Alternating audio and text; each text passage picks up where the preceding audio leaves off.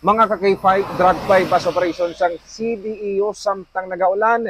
Pulis nga backup security sa Poser Bayer nakadanlog. Guya sini nagtupa sa dalan Pinason.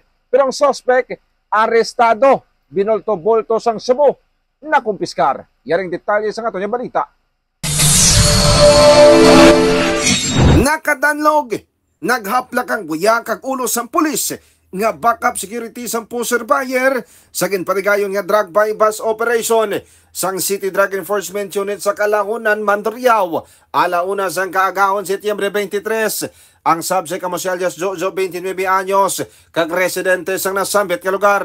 Suno sa hepe sang City Drug Enforcement Unit, Police Captain Rocky Jimenez III, tion sa operasyon.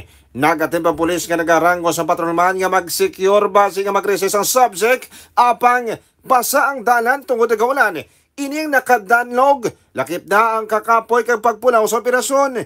Pahayag pa, naaresto naman ang subject matapos mabaklan sang isa ka plastic sa isang ginapatian sa Cebu gamit ang 6,000 pesos nga bypass money.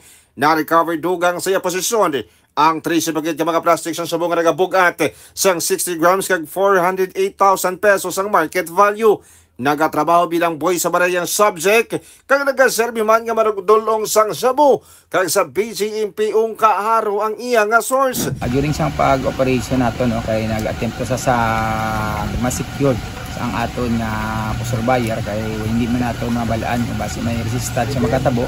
So automatic but it so happen nga grabing ulan.